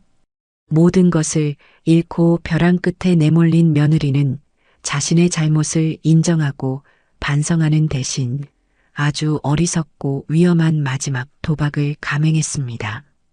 아마도 그것만이 자신이 살 수 있는 유일한 길이라고 믿었던 모양입니다.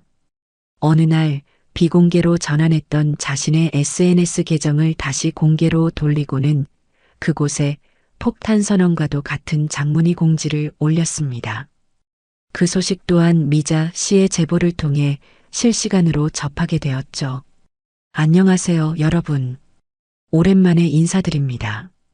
그동안 저에 대한 많은 오해와 근거 없는 비난들이 있었지만 더 이상 침묵하지 않겠습니다. 저는 저만의 길을 가겠습니다. 낡고 진부한 방식만을 고집하는 구시대적인 요리가 아닌 젊고 세련된 감각으로 재해석한 창의적인 요리가 얼마나 멋진 것인지 제가 직접 실력으로 증명해 보이겠습니다. 곧 저의 모든 것을 보여드릴 은지의 신식 요리 교실 라이브 방송으로 여러분을 찾아뵙겠습니다. 진짜 실력과 가짜 쇼가 어떻게 다른지 제 방송을 통해 직접 확인하세요. 그 공지를 읽는 순간 저는 실소를 금할 수 없었습니다. 글의 모든 문장이 교묘하게 저를 겨냥하고 있었기 때문이에요. 저를 낡고 진부한 방식을 고집하는 구시대적인 요리를 하는 사람으로 자신은 젊고 세련된 감각을 가진 창의적인 요리사로 포장하려는 그 얄팍한 속셈이 너무나도 빤히 보였습니다. 기초도 없는 아이가 퓨전이라니. 걷지도 못하는 아기가 마라톤에 출전하겠다고 나서는 격이었죠. 이 소식은 동네 맘카페에도 순식간에 퍼져나갔습니다. 하지만 사람들의 반응은 은지가 기대했던 것과는 완전히 달랐습니다. 어머, 이 사람 아직도 정신 못 차렸네. 저기서 말하는 구시대적인 요리가 김효순 선생님 요리 말하는 건가? 정말 끝까지 무례하다. 진짜 실력? 자기 실력이 불지르는 거라는 건 온 동네가 다 알 텐데? 라이브 방송이라니 기대된다. 이번에는 또 어떤 대참사가 벌어질지 꼭 본방사수해야지. 여론은 이미 제게로 완전히 기울어 있었습니다. 은지는 이미 시작도 하기 전에 싸움에서 지고 있었던 겁니다. 하지만 오만함으로 눈이 먼 그녀는 그 사실을 깨닫지 못했죠. 그리고 마침내 결전의 날이 밝았습니다. 은지의 신식 요리 교실 첫 라이브 방송이 시작되는 날이었죠.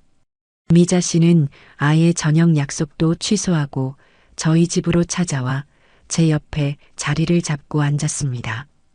우리는 마치 월드컵 결승전이라도 보는 것처럼 잠옷 비장한 표정으로 미자 씨의 스마트폰 화면을 함께 들여다보았습니다. 방송이 시작되자 화면에는 예전보다 훨씬 더 화려하게 꾸민 모습의 은지가 등장했습니다. 값비싸 보이는 명품 브랜드의 앞치마를 두르고 전문가용 방송 카메라 앞에서 애써 밝고 자신감 넘치는 미소를 지어 보였죠. 안녕하세요, 여러분. 드디어 여러분을 다시 만나게 되었네요. 셰프 은지입니다. 오늘 제가 여러분께 선보일 요리는 바로 평범한 떡볶이를 예술의 경지로 끌어올린 저만의 시그니처 메뉴, 로제 소스를 곁들인 해산물 퐁듀 떡볶이입니다.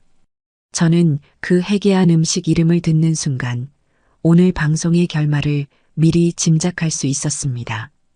아니나 다를까 요리가 시작되자마자 그녀의 어설픈 실력과 미천은 여지없이 드러나기 시작했습니다. 해산물 손질법도 제대로 몰라 새우의 내장을 제거하지도 않은 채 끓는 물에 던져 넣는가 하면 로제 소스를 만든다면서 시판용 토마토 소스와 생크림을 그저 생각 없애한데 섞어 끓이기만 했습니다. 그건 요리가 아니라 소꿉장난에 가까웠죠. 채팅창은 처음에는 그녀의 몇 안 남은 팬들이 남기는 응원의 메시지로 채워지는 듯 했지만 시간이 지날수록 비난과 조롱의 목소리가 점점 더 커져갔습니다. 저게 로제 소스라고요? 그냥 고추장 푼 크림 수프 같은데. 칼질이 너무 불안해서 제가 다 조마조마하네요. 손가락 안 베이게 조심하세요. 결국 오늘도 시판 소스 쓰는구나. 진짜 실력을 보여준다면서요? 솔직히 말해서 예전에 올렸던 그 정갈한 한식 사진들이랑 너무 비교되네요. 그때 그 음식들 진짜 본인이 만드신 거 맞아요? 양심적으로 대답 좀 해주세요. 결정적인 질문이었습니다. 수많은 시청자들이 보는 앞에서 공개적으로 정곡을 찔리자 은지는 완전히 이성을 잃고 말았습니다. 그녀의 얼굴은 새빨갛게 달아올랐고 목소리는 심하게 떨리기 시작했습니다. 지금 저를 의심하시는 거예요? 당연히 제가 만든 거죠. 저는 오늘 여러분께 차원이 다른 요리를 보여드리려고 불쇼를 준비했습니다. 보세요. 그녀는 당황한 나머지 무언가 보여줘야 한다는 강박에 사로잡힌 듯 팬에 식용유를 넉넉히 두르고 강한 불에 올렸습니다.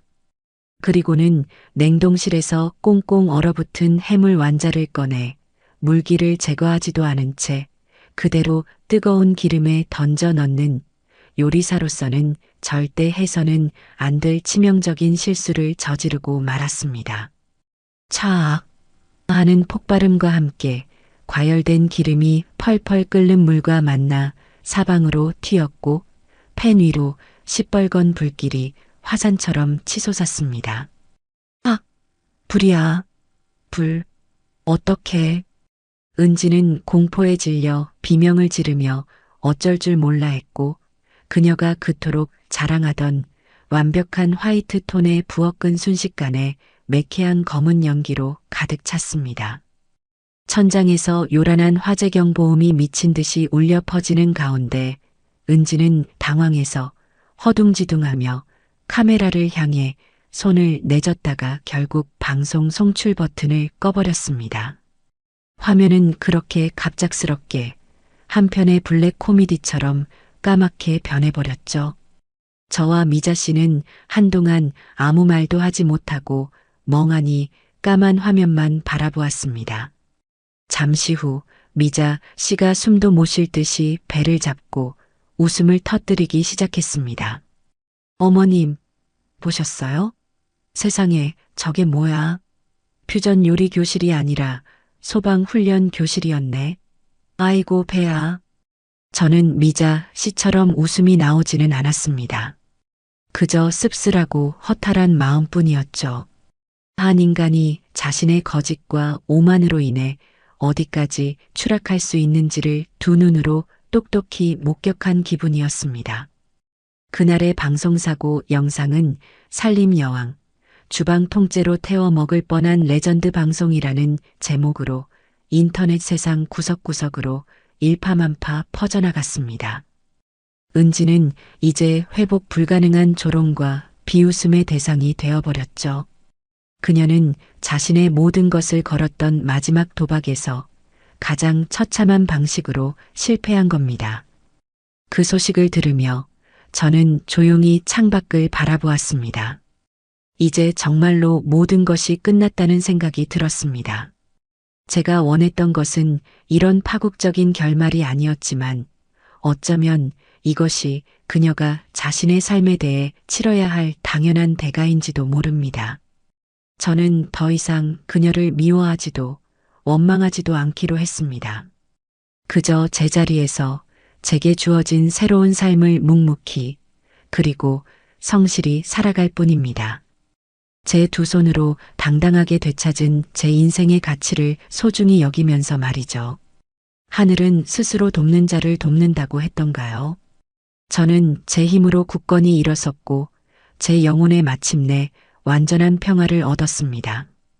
저를 향해 으르렁거리던 이빨도 제 삶을 촌스럽다 매도하던 날 선 목소리도 더는 들려오지 않았죠.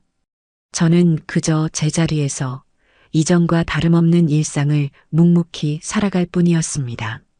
아침이면 주민센터로 향해 수강생들에게 제 손맛과 지혜를 나누어 주었고, 오후에는 동네 친구들과 찻잔을 기울이거나 장을 보며 소소한 행복을 즐겼습니다. 제 인생에서 그늘 같았던 존재들이 사라지자 비로소 따스한 햇볕이 온전히 저를 비추는 기분이었습니다. 그러던 어느 늦은 밤이었습니다. 잠자리에 들려던 참에 요란하게 울리는 전화벨 소리에 깜짝 놀라 현관으로 달려갔습니다. 인터폰 화면에 비친 것은 금방이라도 쓰러질 듯 위태롭게 비틀거리는 아들 정식이의 모습이었습니다. 녀석은 잔뜩 술에 취해 얼굴이 시뻘겋게 달아올라 있었죠. 저는 가슴이 철렁 내려앉았지만 애써 담담한 목소리로 문을 열어주었습니다. 이 밤중에 무슨 일이냐? 술을 왜 이렇게 많이 마셨어? 아들은 대답 대신 현관에 들어서자마자 그 자리에 주저앉아 어린아이처럼 서럽게 울기 시작했습니다. 다 큰 자식의 오열하는 모습을 마주하는 어미의 마음은 갈기갈기 찢어지는 듯 했습니다. 저는 아무 말 없이 녀석의 등을 두드려주며 그 울음이 잦아들기를 기다려 주었습니다. 한참을 그렇게 어깨를 들썩이며 울던 아들은 이내 엉망이 된 얼굴로 저를 올려다보며 겨우 입을 열었습니다.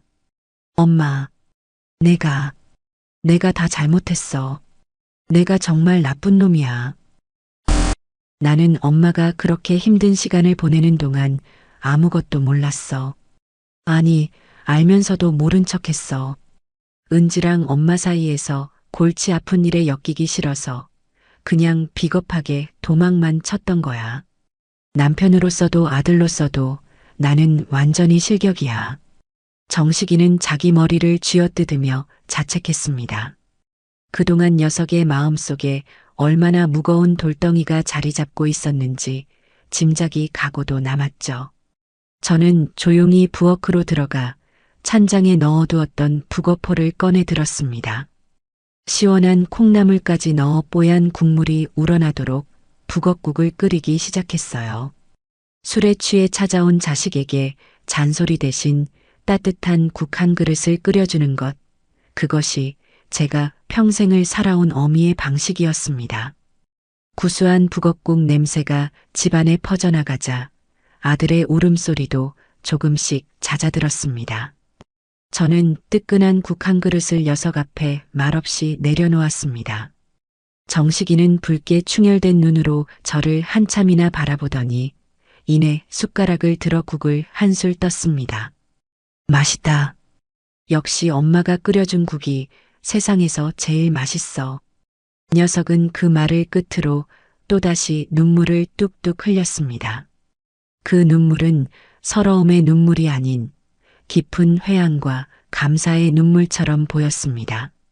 아들이 국 한 그릇을 다 비워낼 때까지 저는 아무것도 묻지 않고 그저 곁을 지켜주었습니다.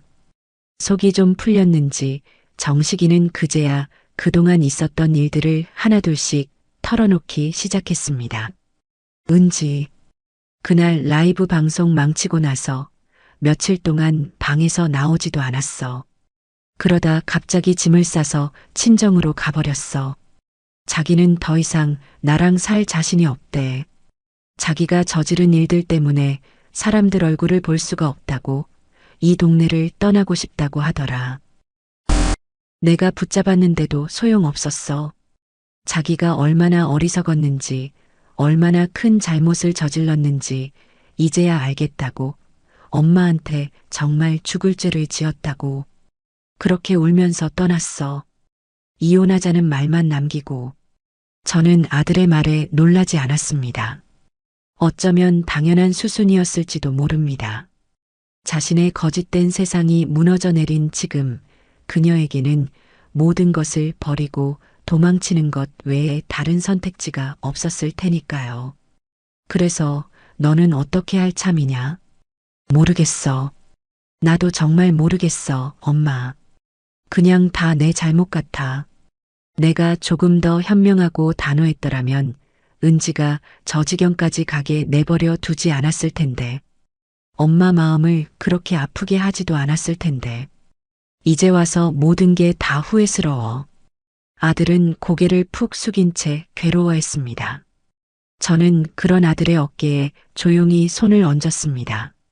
정식아, 지난 일을 후회하는 건 아무 소용없다. 중요한 건 앞으로 어떻게 살아갈 것인가 하는 점이지. 이번 일은 너와 은지 두 사람 모두에게 아주 아프고 힘든 시간이겠지만 동시에 자기 자신을 정직하게 돌아볼 수 있는 아주 중요한 기회이기도 해. 그러니 너무 자책만 하지 마라. 이 시간을 어떻게 보내느냐에 따라 너희는 이전보다 더 단단하고 성숙한 사람이 될 수도 있을 게다. 제 위로에 아들은 잠시 침묵하더니 이내 결심한 듯 고개를 들었습니다. 그리고 제 손을 마주 잡으며 말했습니다. 엄마 말이 맞아. 이제 더는 도망치지 않을 거야. 은지에게도 생각할 시간을 주고 나도 내 자신을 돌아보는 시간을 가져야겠어. 그리고 엄마한테 평생 속죄하는 마음으로 살게. 정말 미안하고 고맙고 그리고 사랑해, 엄마. 저는 평생 처음 들어보는 아들의 사랑 고백에 저도 모르게 눈시울이 뜨거워졌습니다. 우리는 한참 동안 아무 말 없이 서로의 손을 잡고 있었어요. 오랜 시간 가로막혀 있던 마음의 벽이 스르르 허물어지고 따뜻한 온기가 우리 사이를 가득 채우는 기분이었습니다. 아들이 어느 정도 마음을 추스르자 저는 자리에서 일어나 안방으로 향했습니다. 그리고 장롱 깊숙한 곳에 수십 년간 보물처럼 간직해왔던 손때 묻은 낡은 노트 한 권을 꺼내 들고 나왔습니다. 기름때와 세월의 흔적으로 누렇게 변색된 너덜너덜한 노트였죠. 이게 뭔지 아니? 아들은 고개를 갸웃거리며 노트를 받아들었습니다. 글쎄, 엄마 오래된 가계부 같은 거야? 내 인생 전부가 담긴 레시피 노트다. 제 말에 아들은 놀란 눈으로 노트의 첫 장을 조심스럽게 넘겼습니다. 그곳에는 삐뚤빼뚤한 아가씨 시절에 제 글씨체로 쓰인 시어머니표 겉절이 비법이라는 제목의 레시피가 적혀 있었어요. 이 노트의 첫 장은 내가 너희 할머니께 시집와서 처음으로 칭찬받았던 겉절이 레시피란다. 그때 얼마나 기뻤는지 몰라. 이 다음 장은 네 아빠가 가장 좋아했던 갈치조림이고, 여기 이 페이지는 얼룩이 져 있지? 이건 내가 너를 뱃속에 가졌을 때 입덧이 너무 심해서 밤새 울다가 문득 먹고 싶어진 동치미 국수 레시피를 적어 내려간 거란다. 그리고 여기 이 눈물 자국이 선명한 페이지는 네가 어릴 적에 크게 알아누웠을 때 며칠 밤낮으로 끓여 먹였던 전복죽 레시피야. 저는 노트의 페이지를 한 장 한 장 넘길 때마다 그 안에 담긴 제 삶의 이야기들을 아들에게 들려주었습니다. 노트에는 단순히 요리법만 적혀 있는 것이 아니었습니다. 그 안에는 한 여자의 기쁨과 슬픔, 사랑과 희생, 그리고 한 가족의 역사가 고스란히 숨쉬고 있었죠. 아들은 노트를 읽어내리는 내내 아무 말도 하지 못했습니다. 그저 떨리는 손으로 책장을 넘기며 소리 없이 눈물만 뚝뚝 흘릴 뿐이었어요. 녀석은 이제야 비로소 깨달은 겁니다. 자신의 아내가 쓰레기 취급하며 버렸던 촌스러운 손맛이 실은 돈으로는 결코 환산할 수 없는 얼마나 위대하고 성스러운 유산이었는지를 말입니다.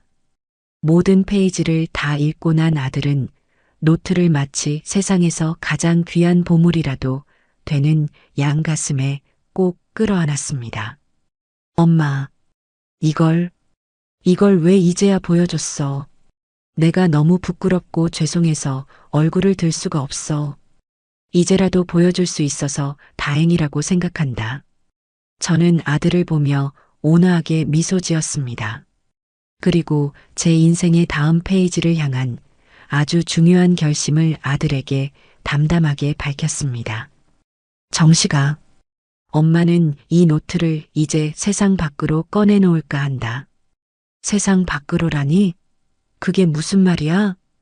이걸 책으로 낼 생각이야. 이건 이제 더 이상 우리 가족만의 비밀 레시피가 아니다. 이건 나와 같은 시대를 살아온 모든 어머니들의 이야기고 따뜻한 집밥을 그리워하는 이 세상 모든 자식들을 위한 선물이 될 게야.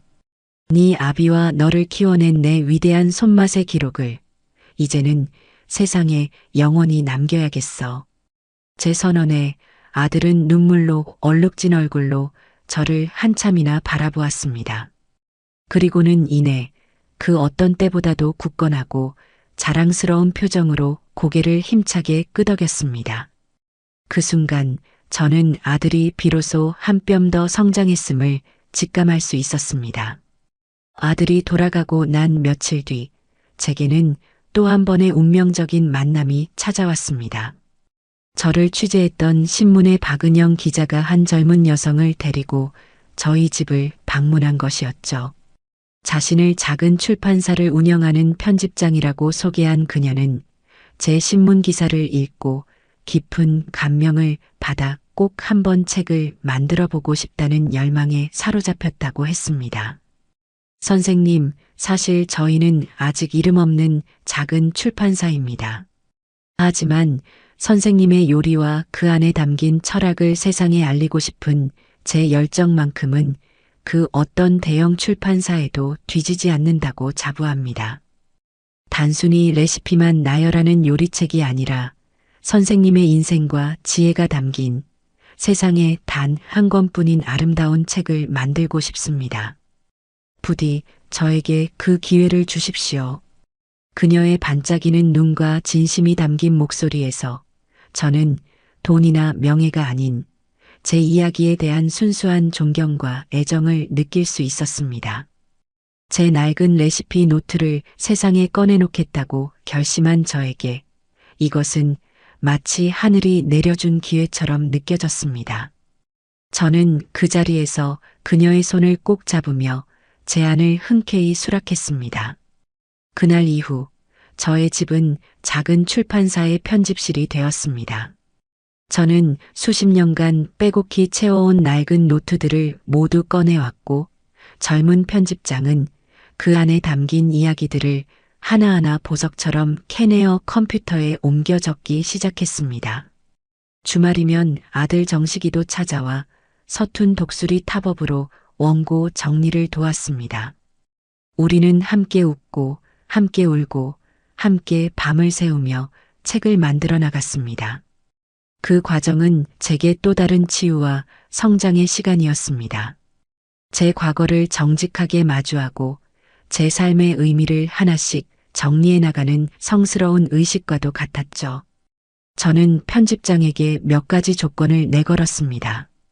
첫째, 책에 실리는 모든 음식 사진은 전문 스튜디오에서 예쁘게 꾸며 찍는 대신 제 손때 묻은 부엌에서 제가 평생 사용해온 낡은 그릇에 담아 찍을 것. 둘째, 제 얼굴을 완벽하게 꾸미기보다는 제 이마와 눈가의 깊은 주름이 정직하게 드러나도록 할 것. 그리고 마지막으로 책의 제목은 반드시 제가 정한 것으로 할 것. 편집장은 제 모든 조건을 존중하고 따라주었습니다. 몇 달간의 고된 작업 끝에 마침내 세상에 단 한 권뿐인 저의 책이 완성되었습니다. 책의 제목은 반찬통이 돌아와 책이 되다였습니다. 그 제목은 제가 겪었던 모든 시련과 극복, 그리고 승리의 역사를 상징하는 것이었죠. 투박하지만 정성이 담긴 음식 사진들과 제 인생 이야기가 진솔하게 담긴 책은 그 자체로 따뜻한 집밥 한 상과도 같았습니다. 책의 출간을 기념하는 작은 파티가 모든 이야기가 시작되었던 동네 주민센터의 강당에서 열렸습니다. 그 자리에는 저를 스승으로 여기고 따라주었던 수많은 수강생들과 늘 제 곁에서 힘이 되어주었던 동네 이웃들, 제 가치를 세상에 알려준 박은영 기자와 젊은 편집장, 그리고 그 누구보다 늠름하고 자랑스러운 표정으로 제 곁을 지키고 있는 아들 정식이가 함께했습니다. 저는 수많은 사람들의 축하 박수를 받으며 단상에 올랐습니다. 마이크를 잡은 제 손이 조금 떨렸지만 목소리만큼은 그 어느 때보다 단단하고 힘이 넘쳤습니다. 저는 준비해온 원고 대신 제 마음속 깊은 곳에 담아두었던 진심을 꺼내어 놓기 시작했습니다. 이 자리에 와주신 모든 분들께 진심으로 감사드립니다. 저는 오늘 한 권의 책을 낸 작가이기 이전에 평생을 누군가의 아내로, 누군가의 엄마로 살아온 평범한 늙은이입니다. 제 인생은 며느리가 촌스럽다며 버린 낡은 반찬통처럼 이대로 초라하게 버려져 끝나는 줄로만 알았습니다. 하지만 아니었습니다. 제 안에는 저 자신도 미처 몰랐던 귀한 보물이 숨겨져 있었어요. 그것은 바로 제 두 손에 담긴 정성이라는 것이었습니다. 저는 제 손을 들어 보이며 말을 이었습니다. 이 투박하고 주름진 손으로 저는 평생 가족을 위해 음식을 만들었습니다. 그리고 이제는 저를 필요로 하는 더 많은 사람들을 위해 기꺼이 제 손을 내어줄 것입니다. 여러분, 혹시 지금 자신의 삶이 낡고 초라하게 느껴지는 분이 계시다면 부디 자기 자신을 포기하지 마십시오. 당신의 삶 속에는 분명 세상 그 무엇과도 바꿀 수 없는 귀한 보물이 숨겨져 있을 테니까요. 이 책은 세상 모든 기묘순들에게 바치는 저의 작은 응원가입니다. 부디 용기를 내어 당신의 삶을 스스로 빛내시기를 바랍니다. 제 연설이 끝나자 강당 안은 뜨거운 박수와 환호성으로 가득 찼습니다. 수강생들은 눈물을 훔치며 선생님 사랑해요 를 외쳤고 아들 정식이는 맨 앞자리에서 저를 향해 말없이 엄지를 치켜세워 보였습니다. 그 어떤 인정이나 칭찬보다도 가슴 벅찬 제 인생 최고의 순간이었습니다. 그 자리에 며느리 은지의 모습은 보이지 않았습니다. 그녀는 이 영광스러운 자리에 초대받을 자격이 없었으니까요. 파티가 끝나고 몹시 피곤했지만 행복한 마음으로 집에 돌아온 그날 밤이었습니다. 잠자리에 들려던 참에 제 스마트폰에 오랫동안 침묵을 지키던 번호로부터 장문의 메시지가 도착해 있는 것을 발견했습니다. 며느리 은지였습니다. 어머니, 저 은지예요. 오늘 출판 기념회 하셨다는 소식 들었어요. 진심으로 축하드려요. 저는 오늘 서점에 가서 어머니 책을 사서 읽어봤어요. 책을 읽는 내내 너무나 부끄럽고 죄송해서 고개를 들 수가 없었어요. 저는 어머니의 위대한 삶과 사랑을 고작 제 하찮은 허영심과 맞바꾸려 했던 정말 어리석은 사람이었어요. 어머니의 반찬통을 버린 것이 아니라 제 인생의 가장 큰 복을 제 손으로 걷어차 버렸다는 걸 이제야 깨달았습니다. 어머니, 제가 정말 잘못했어요. 저 같은 인간은 용서받을 자격도 없다는 거 알아요. 하지만 그래도 한 번은 말씀드리고 싶었어요. 정말 죄송합니다, 어머니. 부디 행복하세요. 저는 한자 한자 그녀의 진심이 느껴지는 메시지를 천천히 읽어내렸습니다. 그리고 잠시 동안 답장을 보내야 할지 고민했어요. 하지만 저는 이내 스마트폰 화면을 꺼버렸습니다. 용서는 말 한마디로 쉽게 이루어지는 것이 아니었습니다. 진정한 용서는 그녀가 앞으로 자신의 삶을 얼마나 정직하고 성실하게 살아내는지에 따라 그녀 스스로 얻어내야 하는 것이었으니까요. 저는 더 이상 그녀의 인생에 관여하지 않을 겁니다. 그저 멀리서 그녀가 이번에 아픈 경험을 딛고 진정으로 성숙한 한 인간으로 거듭나기를 조용히 바라줄 뿐이었습니다. 이제 제게는 제 인생을 살아가는 것만으로도 충분히 바쁘고 행복했으니까요. 저의 첫 요리책, 반찬통이 돌아와 책이 되다는 세상에 나오자마자 그야말로 날개 돋친 듯 팔려나갔습니다. 사람들은 단순히 요리법을 얻기 위해서가 아니라 그 안에 담긴 한 여성의 진솔한 삶의 이야기와 따뜻한 지혜에 열광했습니다. 책은 베스트셀러가 되었고 저는 평생 만져보리라고는 상상도 못했던 꽤 큰 인세를 받게 되었죠. 사람들은 제게 그 돈으로 더 넓은 집으로 이사를 가거나 편안한 노후를 위한 준비를 하라고 조언했지만 제 생각은 조금 달랐습니다. 저는 제 인생의 후반전에 찾아온 이 소중한 선물을 오롯이 저 자신을 위해 사용하기로 결심했습니다. 그리고 평생의 소원이었던 제주도 한 달 살기를 실천에 옮기기로 마음먹었죠. 아들 정식이는 처음에는 혼자 괜찮으시겠냐며 걱정했지만 이내 제 단호한 결심을 지지해 주었습니다. 저는 그렇게 난생 처음으로 혼자만의 여행을 떠났습니다. 제주도의 시간은 육지의 시간과는 전혀 다르게 흘러갔습니다. 저는 그곳에서 완벽한 자유인이 되었습니다. 아침이면 에메랄드빛 바다를 따라 하염없이 걸었고 낮에는 돌담길이 예쁜 작은 마을의 찻집에 앉아 책을 읽거나 꾸벅꾸벅 졸기도 했습니다. 저녁이면 재래시장에 들러 싱싱한 해산물과 채소를 사다가 제주의 햇살과 바람을 닮은 소박한 저녁상을 차려 먹었죠. 저는 그곳에서 새로운 사람들을 만나고 새로운 풍경을 마음에 담고 새로운 음식의 맛을 탐험하며 제 안에 숨겨져 있던 또 다른 제 자신을 발견해 나갔습니다.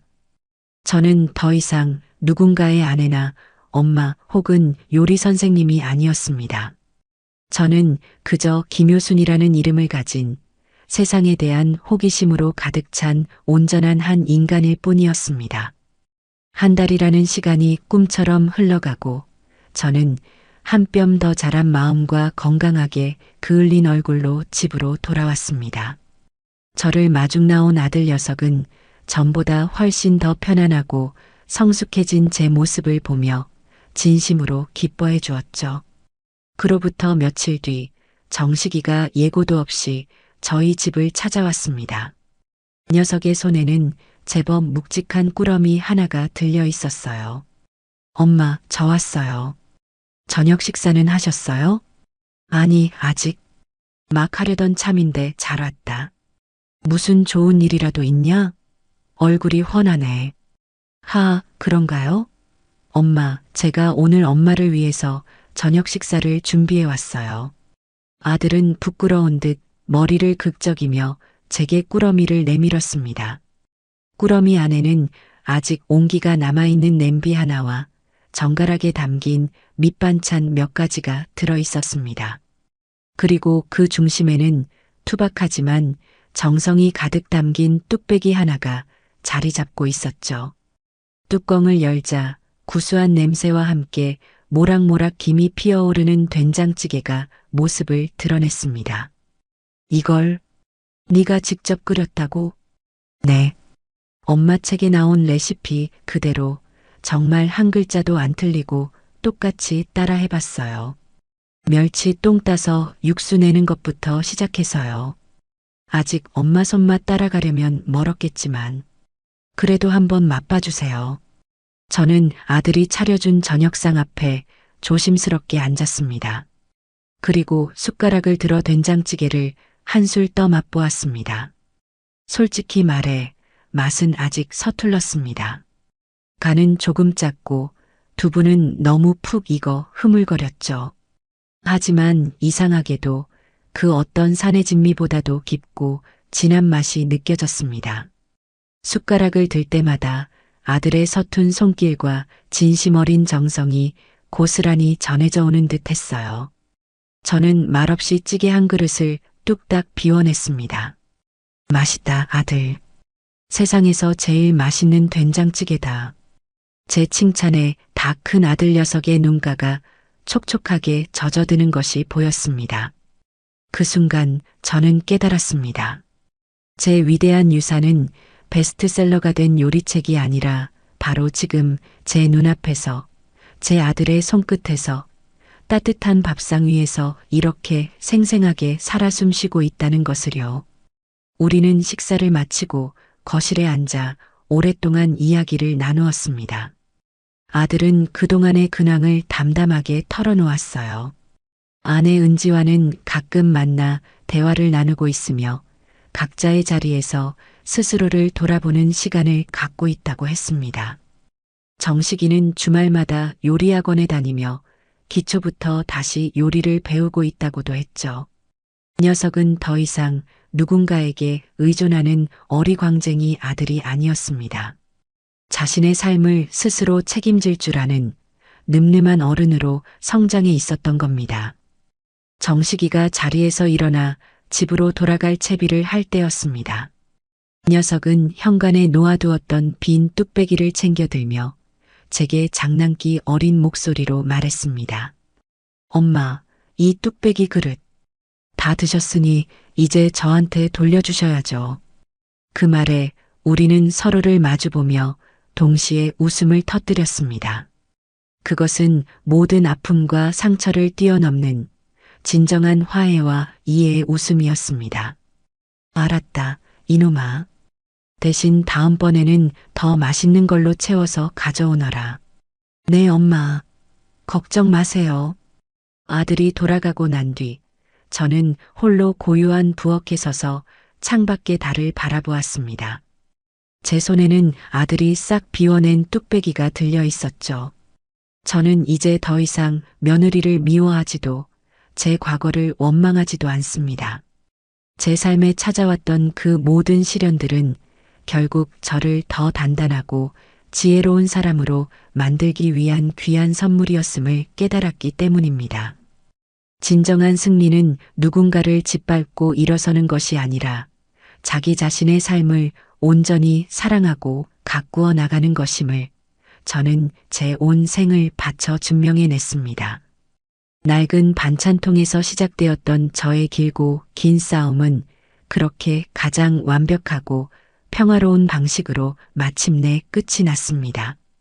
그리고 제 앞에는 오늘 아들이 끓여온 된장찌개처럼 구수하고 따뜻한 날들이 잔잔하게 펼쳐져 있습니다.